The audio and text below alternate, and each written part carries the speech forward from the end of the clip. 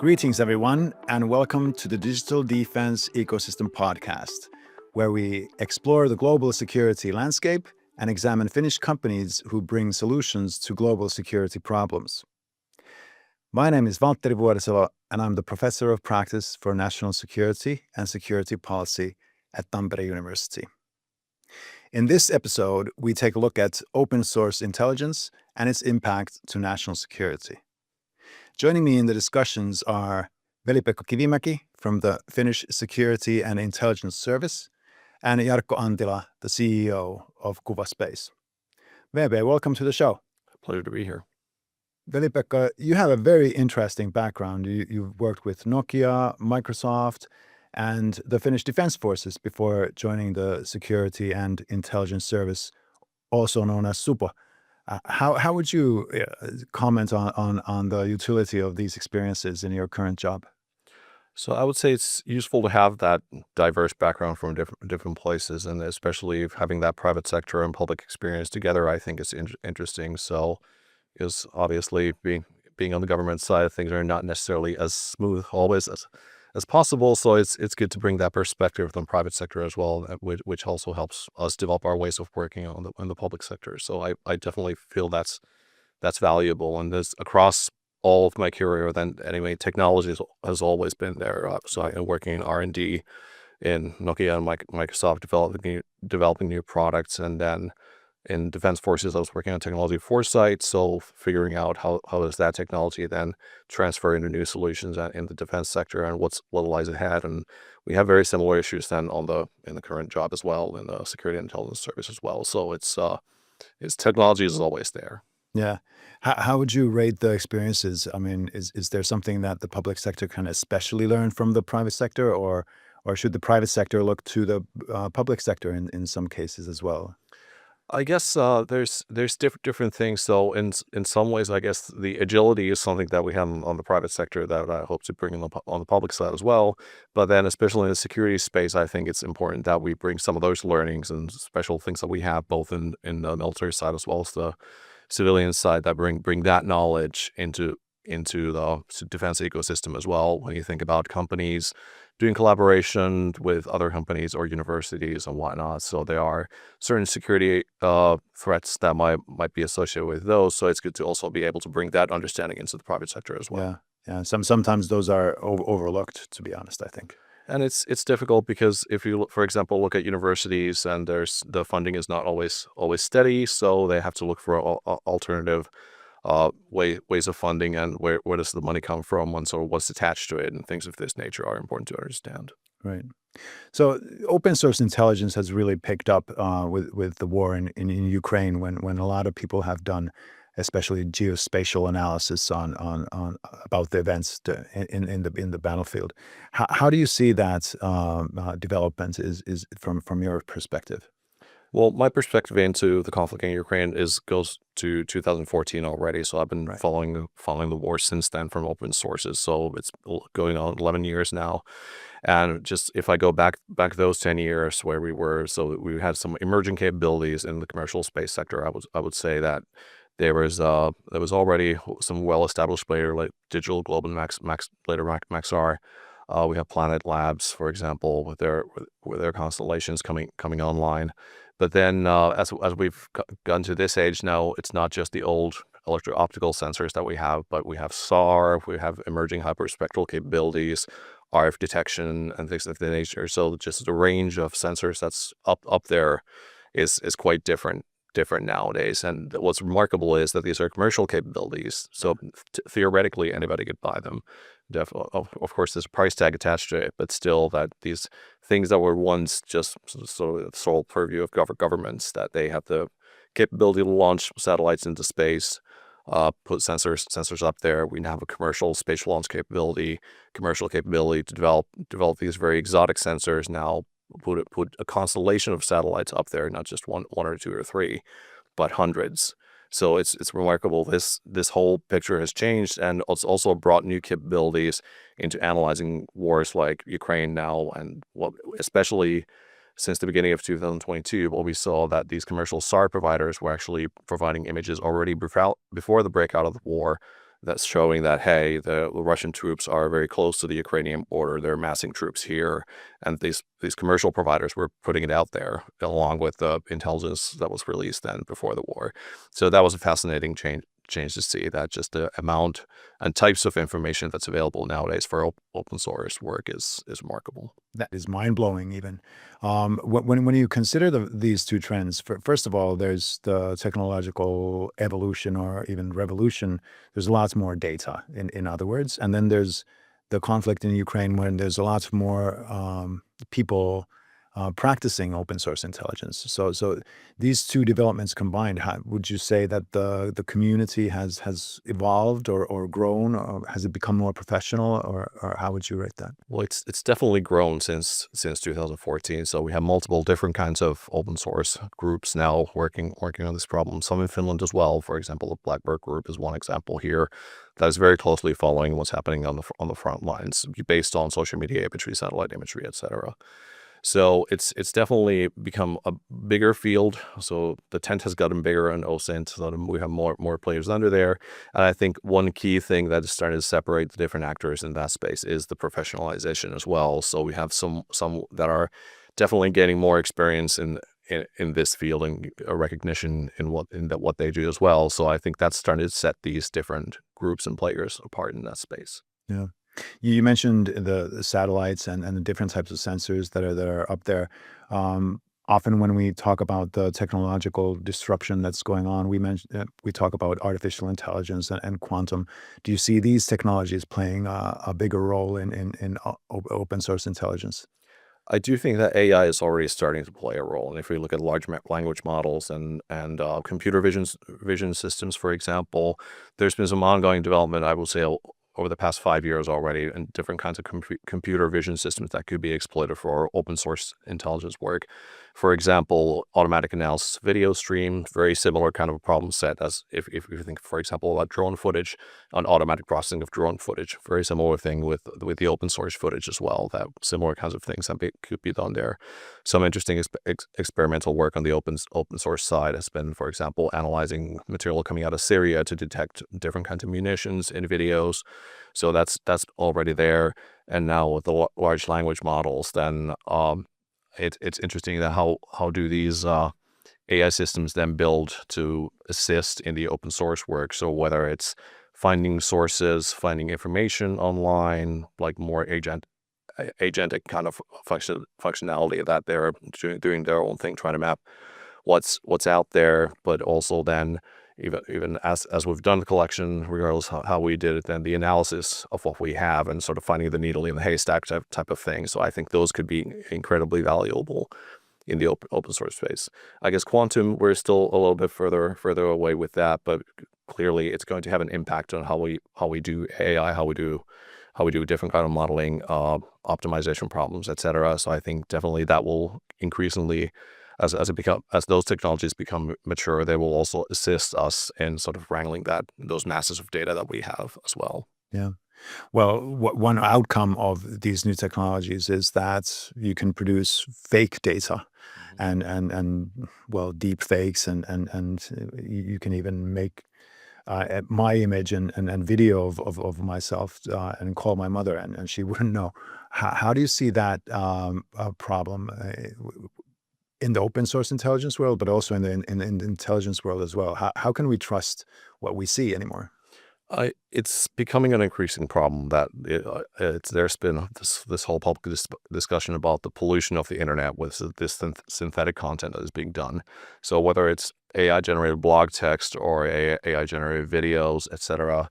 If you look at some of the latest developments in video, like with the latest Sora models and sort of how convincing that video is, that it's starting to fool people on a routine basis. Yeah. So there are generated videos posted on Instagram and elsewhere that people are falling for it. So it's starting to become a problem, and especially if it's possible to weaponize these models in the way that they are, generating deceitful or harmful material that has the potential to impact then like real people and real events, then we're sort of facing a major issue. And that's where provenance becomes interesting and important, that how can we be sure that this actually originated from a real device or a real sensor?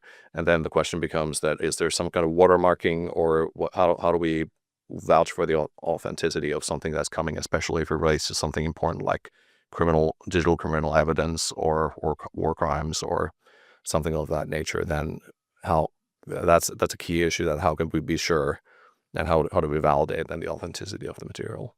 How about blockchain technologies? Do they play a role in securing authenticity at all? Or I guess it's a broader problem set that it could be. Kind of depends that where we start solving this. So my perspective is that we should start solving at the sensor already, and right. start from there. And how do we ensure that at that point in time we're already putting something in there that helps us authenticate it, or does it become later on in the chain? For example, if we're dealing with media houses that routinely deal with lots of imagery, are they the ones then to watermark the images or attach into the blockchain or whatnot? I think it depends where we start solving this problem, than what the specific technological solution will be. Yeah, I can only imagine, since there's a whole new masses of new data. You mentioned the internet is being polluted with synthetic data, and you're under a time constraint to produce results and analysis. How do you deal with that? Is that do you have these two technologies? Can they help you with these situations, or are they only causing more problems? So I would say that it's part of where the tradecraft and sort of our value as an intelligence service, for example, comes in. That we're able to establish, we have quite a bit of information already about how things are. We understand what kind of deceitful information there might be. We have certain technical means to do certain kind of validation, etc. Forensics are developing all the time already. So I'm less concerned maybe about the intelligence services or security services and their capability to deal with this fake information. I'm more concerned, I think, about the general, how these different internet services are getting affected and polluted, and how does that influence the greater public. I think that's where the bigger problems lie right now. Agreed. For example, elderly people have problems currently. I mean, today, and faced with these new solutions, that problem is just going to explode. Yeah. And I think the other problem there is that we're losing trust as well, because we're saying that even if we see something, we're saying, oh, it's probably AI. It's how can I be sure? So we stop caring as well. And I think that's dangerous as well. That is agreed. Excellent point. So open source intelligence it's a very powerful tool. Is it becoming a critical tool in your toolbox, or is it even becoming a primary tool in many cases? So I would say open source intelligence historically has been a primary tool for intelligence services, because going back to the 1940s, even it was estimated that 80% of everything that an intelligence service needs comes from open source. And if we think about sort of outwards looking interests, of course, there is quite a bit of information about the world around us already in open source. And it's important for the intelligence services as well to be able to use that information to their benefit as well, because it's the special capabilities that we have, they're also limited. So we need to be sure that we're focusing those on the right questions as well, and utilizing that open source as best as we can, and to support that, and also to direct those scarce resources as well in the right places. Right. Veli-Pekka, you were also part of the Bellingcat group back in the day, and that is a very influential group in the open source intelligence community.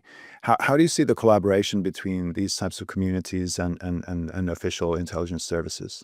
So I don't think there can be collaboration per se between these kinds of groups. So they exist in their own space. And if I think about groups like Bellingcat and others, they're often driven by public interest. So they are putting things out there for the public benefit. And the intelligence services, on the other hand, they're very much customer driven, in the sense that there are certain requirements for the customers on what they should report on, and that's where the focus is. So I think there are two separate things that we shouldn't sort of mix them together. But that's not to say that intelligence services could not benefit from the kinds of work that these groups do. Like, they're putting things out in the open, and we can learn from them as well, just from the information that they put out, but also about the methods, what they use and how they're able to use it. And if you look at Bellingcat, so I'm not not personally involved with Bellingcat anymore. Haven't been for quite a while. But if you look at what they're putting out there on their GitHub, for example, so they're putting these applications that they've developed now on how do you analyze satellite imagery, for example, and how do you find shadow fleet vessels on satellite imagery and these kinds of things. So certainly it's interesting to look at and how they're approaching these different problems and learn from that. And in some cases, there's code you can just take out and start using it yourself as well. Brilliant. Excellent. So previously we discussed satellites and the new sensors and how that is revolutionizing in some ways the amounts of data and the quality of data that we can get. Which of these technologies or sensors or computational capabilities are you personally most excited about? Where do you see the most utility or So I guess I'm interested in quite a few things, but just the electro-optical coverage that we have and the emerging capabilities there, the basically 24/7 coverage that we have now, I think that's pretty interesting. Overall, we have, of course, SAR capabilities, some development in Finland as well, which we can see from the war in Ukraine already that they have tremendous value in that sort of use case.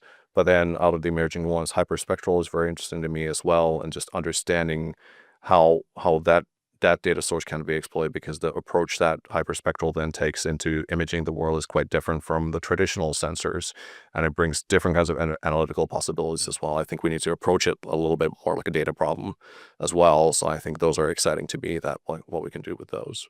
Yeah.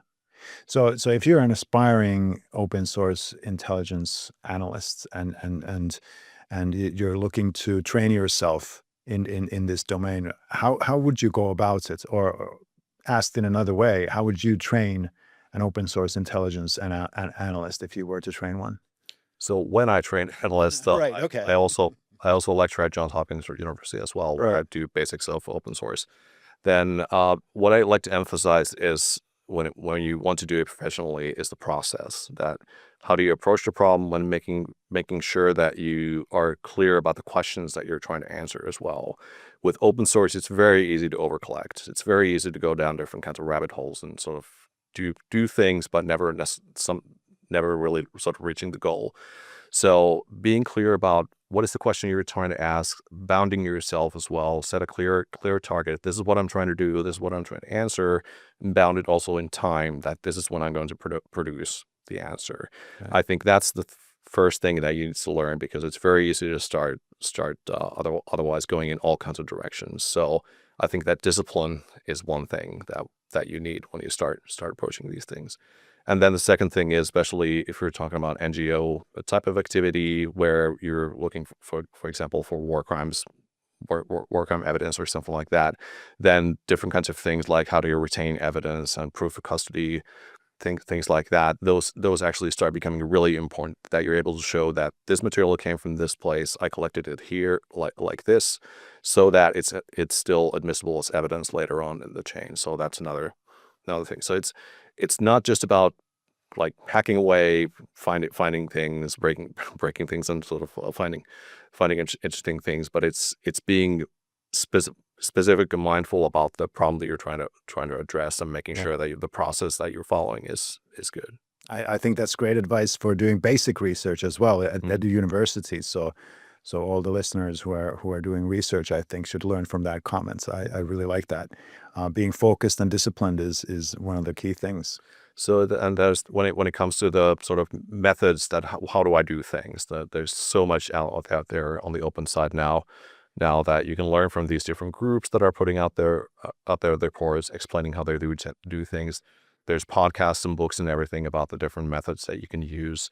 But one thing that's good to also understand is that if you learn a specific method for a collection today, it may not work tomorrow, because there's so much change that's happening all the time with the different social media services, for example, that they're changing APIs, breaking things without that, and you don't necessarily even realize something has happened until your tool breaks.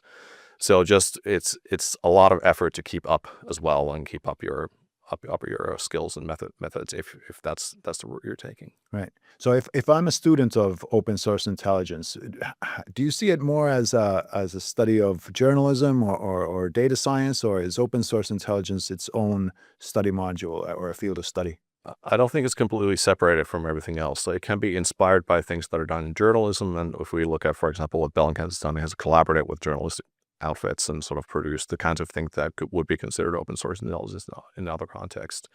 Some of the problems in open source are data problems, so that skill set is also relevant in this. So it really depends, like what you're trying to do and sort of what your objective with what your open source work is. And when it comes to analytical skills, then there's very similar to scientific how science is done, scientific thinking, as well as intelligence analysis. So same kinds of things and thinking skills you need in the open source work as well. Yeah. So I don't think it's completely separate, its own thing, but it's sort of drawing and it's crossing the boundaries in many different directions as well. And I guess it also depends on your role, what you're playing there. Right. Yeah. And it's like, are you working with social media sources or satellite imagery, or what are you working with? I think that's also what defines where the inspiration comes from. Well, speaking of satellite imagery, and we previously discussed that it's now possible to have 24/7 coverage of the world with, relatively cheap means. So Finland, for example, can now start to build data sets of the globe and events that are taking place. But that also then means that everything is becoming visible. And this puts new questions about accountability and transparency on governments. How do you see that development?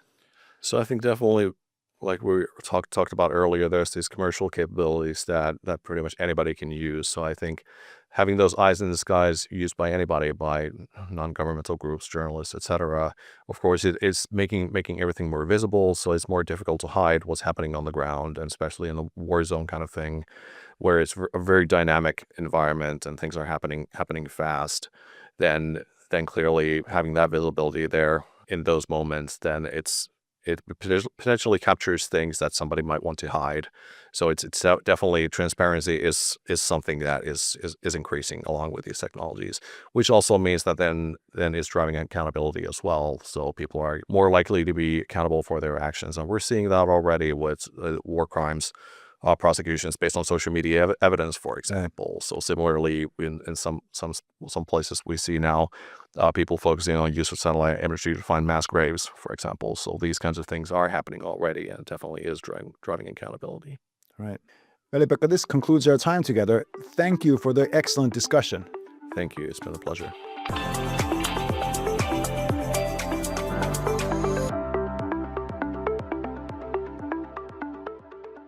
Jarkko, welcome to the show. Thanks very much. Thanks for having me.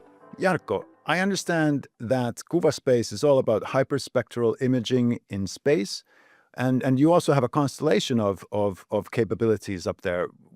Can you please elaborate on that? What is it actually? Sure. I think we're doing quite a unique thing on a global scale. Actually, we combine hyperspectral imaging, which is kind of a new way of looking at things from Earth, seeing things that you can't see with optical or SAR technologies or other methods. But then also a key part of our system is a large constellation, what we call an always-on constellation, which means that we are measuring everything on Earth more or less continuously. So it is not like a traditional satellite where the customer kind of orders an imaging tasking from a specific spot, but we are covering everything anyways, and we will be informing our customers automatically about all kinds of threats or disasters or what should they do to mitigate these upcoming threats. So we are more like an highly reliable early warning system rather than just like getting information from a specific spot in addition to other methods. Wow, that is super interesting. Yeah. How many satellites do you actually need to enable that, and where are you now on that? What does your roadmap look like? Yeah, so it depends a little bit on where you are in the world. So the more north or south you are, the more frequently we can pass a certain spot. And in equator a little bit less. But if you think of like the Finnish border or Finland or the height of Finland, we need about 8 satellites to be on a daily revisit rate. So Right. a measurement once per day throughout that whole range. So the entire like Finnish eastern border once per day with 8 satellites. Right. But then if you think of like the daily in globally, so we need about 36 to 40 satellites. But then there needs to be a little bit of resilience towards like, clouds. And also there are stuff that happens faster than like once per day. So we are actually aiming to a constellation of 100 satellites. Okay. Which then provides 2 to 3 times a day measurement even in the equator and way more here in the high north, and also can tackle then way faster events and also like cloud coverage at the same time. Right. We have now first 2 satellites up, so we're in the early phase, but the 2 first ones are up and operational, and we have the next batch of 6 in preparations, where we also do a little bit of upgrades to the satellites. So those will go up at the end of 26, early 27. So basically in early 27, we already have a daily revisit here in the high north. Excellent. That sounds super interesting. Now, I got to ask, when you say that you're launching satellites, where do you launch from? Is that U.S., European-based capability, or? Yeah, currently it is U.S., so Right. SpaceX. That's like more or less the only option. Obviously, we are like following what's happening in the launcher scheme here in Europe. However, it's not there yet. There are a few small launchers that are preparing, have done some tests, but it's not good enough yet for actual like commercial services. We definitely hope that there will be more options. Just not only because the option is in the US mainly, but to have like just more options, because small satellite business is growing globally, so SpaceX is also quite booked. Yeah. So even though it would not be like geopolitically sensitive or anything, it's just like everything stands on like one company. So Yeah. And from European perspective, sovereignty perspective, obviously it would be great to have more launchers here. Yeah, well, who knows? Maybe there's a lot of talk that will be increasing, so we shall see. Sure, and obviously we're talking to like those companies that are developing these services here in Europe. Yeah. So you did mention the geopolitical situation, and it is a reality that the U.S. and China are dominating the space domain currently. How do you find Finland's capability to jump in there and be a player in that area? Yeah, I think Finland has shown that a small country can be quite a significant player, relatively speaking, in certain fields.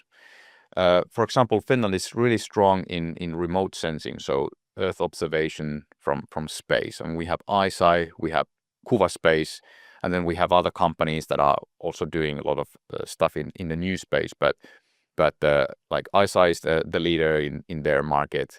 If you look at like Hyperspectral in the world, Kuvaspace is right there in the top. And actually we are more or less the only Hyperspectral company now in Europe that has like operational capability, and we are the only one who's in the Copernicus program, for example.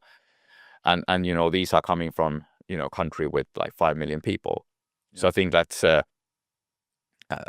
really good use of resources, and the government has been, of course, like backing us up as companies, right. but it has not been a part of a national strategy. It has like come up from Aalto University originally, and like many things have happened, so that coincidences in a way. Yeah. Combined with entrepreneurial spirit of certain people, that we have these companies.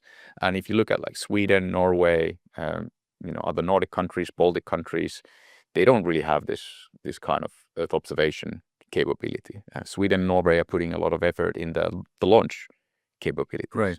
So different countries have like different specialties, and Finland, it's really strong in Earth observation. Yeah, you mentioned the governmental support and the business mentality of few individuals, but from a startup perspective, how this is a leading question actually. Yeah. How easy has it been from like a financing and getting investment type of journey? Yeah, that's a very interesting question. I think that we're following the trends of technology, VC investments. So it is, when times are riskier, then the investors need in a way more proof that the markets are there, and you have the traction and all that, and then you have the generic problem of the Finnish VC landscape, that we lack the A series, lead investors, like more or less completely. We do, yeah. So we have the seed investors. So you get like started, and also, like, I must say that like governmental support has been really good. That we, for example, have support from Business Finland quite significantly on top of those investments. But then when you go past a certain point, then Earth observation, space-based Earth observation is rather tricky, because you first need to get the capacity up, Right. and then you need to start in a way selling the data or services or whatever you do with the satellites, like in our business model, and then you can kind of show that hey, now we have these solid contracts. Right. So you kind of need to like finance the satellite first and the development of the customer ships before you really like have solid contracts. Yeah. So that's kind of a problem for many of the investors that don't want to take that market risk. Yeah. Currently, obviously, the possibilities in defense, which are like fastly growing, and kind of the interest that we are also getting is like mitigating some of that trouble. Yeah. But yeah, so it's an interesting dilemma that currently the VC, especially like deep tech VC world, is quite cautious. But on the other hand, like defense is pulling quite a lot. So we are like somewhere in the middle of that. And if the company would have gone to this path maybe way before COVID, it would have been a completely different story. But now after the 21, 22, when this investment market started crashing, it is not that easy anymore. Right. But yeah, I mean, we've seen now in Finland also like bigger seed rounds, A rounds coming up also in deep tech and space. So that is changing, hopefully, for the good. Yeah. Agreed. Yeah. Now you mentioned that you have to prove the process in a way then and send in the data, and let's focus on that data for a little bit. Mm-hmm. So from what I understand, you're looking from above and you send the picture, if you will. Is that the data, or do you also analyze the data to get actionable intelligence out of it? Or Yeah, that's a good question. So hyperspectral imaging, if you start from that, so it's imaging. Yeah, we get images, but it is actually like a measurement technology. So each pixel is kind of like a spectrometer. right. And that's a device that is used to identify and quantify what things are made of. So if somebody would take a picture of me with a hyperspectral camera, you could figure out like what's the material of my jacket and my shirt, if it is 100% cotton, or if there's like 5% like some elastic material in it, or whether some sort of a dark spot on my skin is maybe an early sign of melanoma. So it really goes into kind of a molecular level. So that's kind of what we do. That's the specialty. So we produce what we call hypercubes. So it's like image cubes. So there's a third dimension. Okay. You have the image, normal 2D image, but then the third dimension is the spectral dimension. Okay. Right. So it's way more information rich, but the information is not straightforward to understand. You cannot see the from the image, like that there's a cotton field somewhere. So you need to develop analytics and algorithms, and obviously it's mostly AI based nowadays. So machine learning, but also new methods, and that's what we also do quite a bit. Like half of our company engineering power is already analytics and AI. Okay. Even though we build satellites and we build the cameras and all this hardware stuff, but that's kind of the direction. So you get a lot of data which is not straightforward to analyze.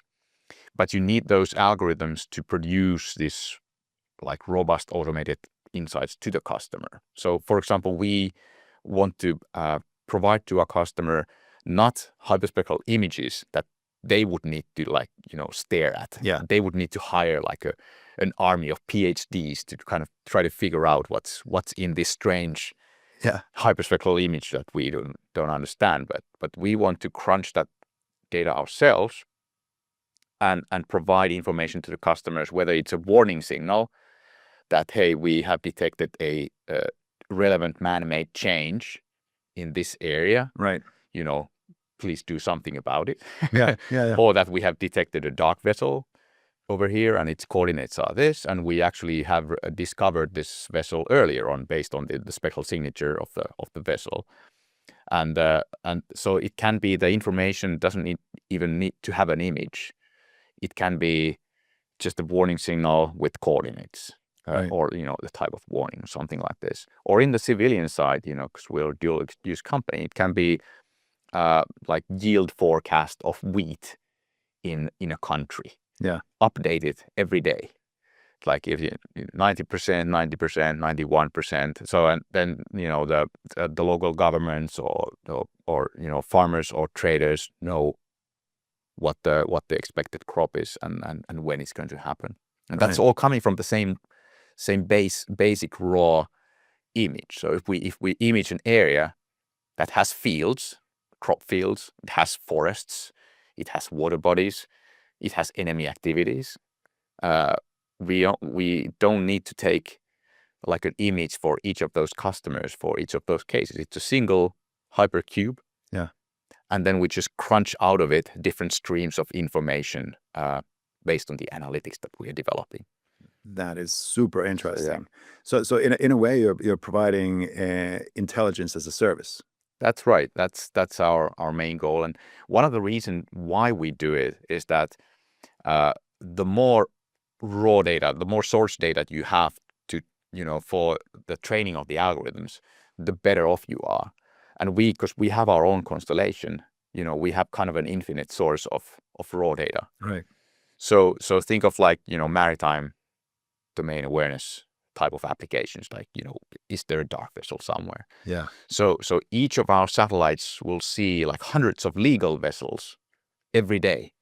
So we can teach the spectral library like continuously to become like really robust, and it like continues like forever. This is great. And then you have a really precise information on first detecting very reliably the ships, figuring out whether they are dark or not, and like even like which individual ships they are, and where they've been previously. So actually backtracking some of the dark vessels on their route.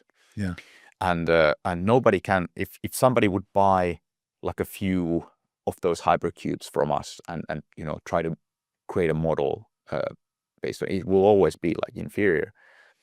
So actually like the level of services and the quality of the service is going to be way better if we do it. So that's like one of the main reasons why we are kind of covering the full value chain. Oh, that makes so much sense, and this is really, really exciting capability. It does come with a security question though as well, because obviously as you gather that type of data and a lot of it, somebody else might be interested in it as well. So I imagine that your security concerns are quite large. Yeah, absolutely.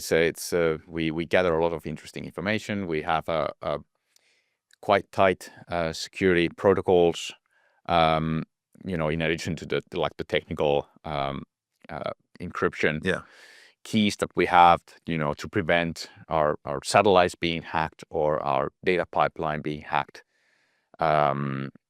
So there's lots of like shields and also backup systems. If something would happen, then we also have a way to actually shut down, take back, and if you think of our customers, it can be a defense customer, it can be a border control customer, it can be like police or Ministry of Interior of some country. but also civilian. So Yeah, so that's a very, very, very, very valid point. Yeah. So definitely like the defense requirements for defense are quite different, because sometimes you don't really know, you don't get to know like all the details yourself even. Yes, yes. In the commercial part, it's all about like shielding that company's data, that their competitors can't use it or anything like this. So with even with the civilian companies, we have to be really, really careful. So when we have been building up the constellation and the satellites, we have like built in already quite a lot of security in the system, in the pipeline. Right. Now, this commercial utilizations, they're also very, very interesting. And you already mentioned analyzing the crop yields, for example. But I can imagine that forestry might be interested, forestry management. But what, in your view, is the most interesting use case from a civilian commercial sector? That's an interesting question. It's a short question, but might be a long answer. But but yeah, I mean, there are now like markets that we kind of know that, hey, we can help these people, and they are interested in this crop yields, and it's not being done well currently. So definitely like agriculture overall, that's like a huge market. But the customers there, I mean, if we detect which kinds of crops are growing where, and this is like specific information for hyperspectral imaging. If you use like an optical satellite image, and you have a field which is yellow, you don't know what it is, if it's okra or wheat or barley or whatever. But with hyperspectral imaging, you can actually detect the difference in the species. So you can map out what's growing where. Obviously, the farmers themselves know what's growing on their field. So that kind of information is not necessarily interesting for them. They maybe are interested more on the, what's the distribution of nitrogen in their field, so that they can figure out like where to put the fertilizers or not, so kind of precision agriculture. But then this like a larger scale information interests governmental entities that are interested in food security in their country, trading organizations that are interested in buying and selling crops, insurance companies that are interested in whether the crops that they insure are doing well, and if something happens, they want to know it right away, and then how much crop was lost and out of what reason, so that they can do the repayment like immediately. Saves them actually a ton of money. I can imagine, yeah. And also, like, of course, their customers are happy if they can do it, and it's all coming from the same kind of basic information. But there's also like a bunch of areas that are not served now, because actually, if you take any Earth observation service, commercial service, is pretty expensive. So if you buy an image somewhere, it's like, from hundreds of euros per image to 10,000 or more. Depends a little bit on the modality, whether it's like a bad optical image or like a very high resolution something, or a SAR image. But it's like, it's typically in the thousands if you go and task a satellite and get an image. And obviously, like a farmer or somebody, they can't like do that, especially if they don't know how to get any information out of the image. So like these insurance companies, as an example, they want to go to like the African and Southeast Asian markets, but the farms there, or the farmers, don't have that kind of liquidity that they could afford like a Western priced crop insurance, which can be like 2,000 euros per year. So they can't pay for that. But if it's 20 euros per year, then suddenly, this huge market that was not there before opens up. Yeah.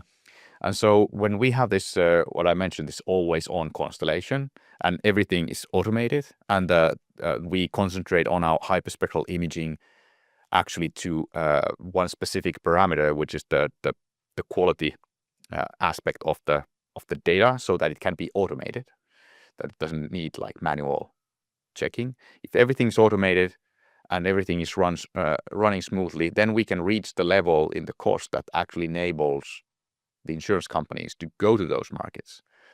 So if you can take the price down of Earth observation data, you release the access, so you have updating information all around and not only per request somewhere. So you have this like time series, like, daily time series everywhere, which is a really big value in itself. And then you combine the kind of the hyperspectral part in our case, then you can break into these new markets that didn't exist before. Wow. So that is like, where we see that a lot of the growth will happen. So yeah, it's definitely what kind of sets us apart from our like hyperspectral competitors who are still working on this, in a way, traditional tasking mode, as we call it, that the customer orders an image and then they, task their satellite and provide the image, and then the customer needs to like crunch whatever stuff they have out of that image. So it can take, 2 weeks to half a year for them to get the actual information they need. So it's not like, it's more like an academic business model rather than even a business model yet. Yeah, makes sense.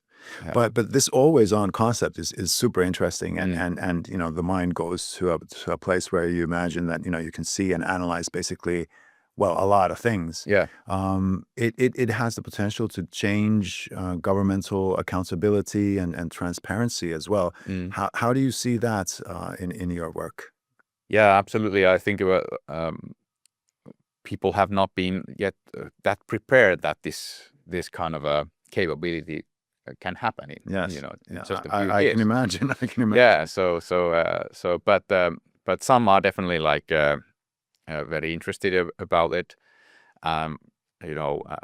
We also have, like, on the business side, when you talk about things like supply chain management, ESG, reporting, and this new, like, for example, deforestation regulation by EU, to follow up all these things that's happening globally, even though you like have a European company, but what's happening in their like cocoa plants somewhere Southeast Asia, to have that accountability from a third party, saying like what's really being done on those fields, those specific fields, then they don't need to order like satellite tasking from us to do that. They just inform like, these are the areas that we're interested in, and we're interested about this kind of stuff, and then we start feeding them the information with like daily updates, and they can then add them to their reports to their customers or use them ourselves. So a little bit of the same thing with governmental entities that want to monitor like their country, like farming. Like, do we pay subsidies to the right farmers? Right. Like, I think like 2% of farms in Europe are checked and like manually. Really? Yeah. Okay. Annually. So about 98% is like worth checking. Not actually checked. Maybe they use some sort of information for that as well, but there's lots of room to improve, like how to optimize that, and we can help, of course. Super interesting. Jarkko, you mentioned that you have 2 satellites up in the air and a very ambitious plan to increase the constellation. But I understand that even with the 2 satellites that you have, you're getting massive amounts of data that can be utilized. Is that correct? Yeah, that's true. So we take, with the first satellite, we've taken 10,000, 15,000 images already. The second one is now operative as well, so that capacity is going up. So yeah, I mean, the customers don't need to wait, or we don't need to wait, for a larger constellation to be also like commercially operative. Right. So now we are making like the first like major agreements. We have already like a 5 million agreement with the Copernicus program, for example, running on data. So we are operative with 2 satellites. We can't like cover the world every day yet, but we do cover the world. Right. So we can already provide like strategic information on different kinds of changes anywhere on Earth. So yeah, definitely it's you don't need to kind of expect us that only when we have 100 satellites then we can do the stuff. But now we are already there, and in a couple of years, like I mentioned earlier, daily here in Finland, and very soon daily in the rest of the world. Right. So super relevant now and even more super relevant in Yeah, the future. yeah. The capability is just like increasing continuously. Exactly. It will never, even though we would not like launch more satellite at some point, the system will still become smarter all the time because we gather the data, crunch it, gather the time series everywhere. So it will be like an ever evolving system. But obviously we need to ramp up the hardware as well. Perfect. Thank you. This concludes our time together. A huge thank you to our guests for the great discussions we had. And a huge thank you to you, the listener, as well. Please make sure to join us again in the Digital Defense Ecosystem podcast, where we explore the global security landscape and examine Finnish companies who produce solutions to global security problems. I'll see you then.